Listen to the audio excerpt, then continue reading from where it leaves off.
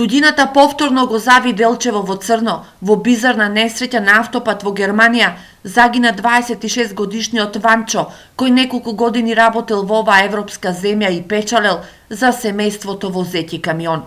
Официјална информација за несреќата се уште нема, но во Делчево се пренесува веста за фаталната несреќа која однесе млад живот и според која на Бадник на Ванчо му се расипал камионот, па симнувајќи се од него бил прегазен од друг камион.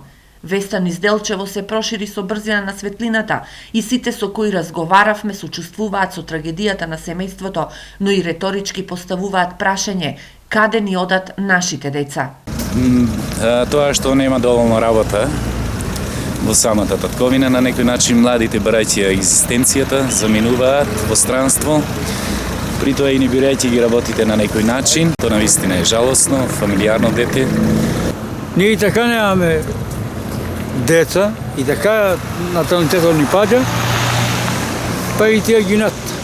Нема што да правиме. Бараме нешто подобрување преку политичарите наши, за да створат амбиент, да се дојдат наши деца тука, за да немаме такви катастрофи такви да ни се дешава. Ванчо имал завршено електротехнички факултет во Штип, бил татко на 2-годишно детенце, а за некој месец го очекувал раѓањето и на второто дете. Оваа трагедија е уште една во низата на трагедии по светот, каде животот го изгубија млади делчевци, кои тргнале да ја бараат ветената земја. Засега се уште не се знае кога ќе пристигнат посмртните останки на Ванчо во родното Делчево.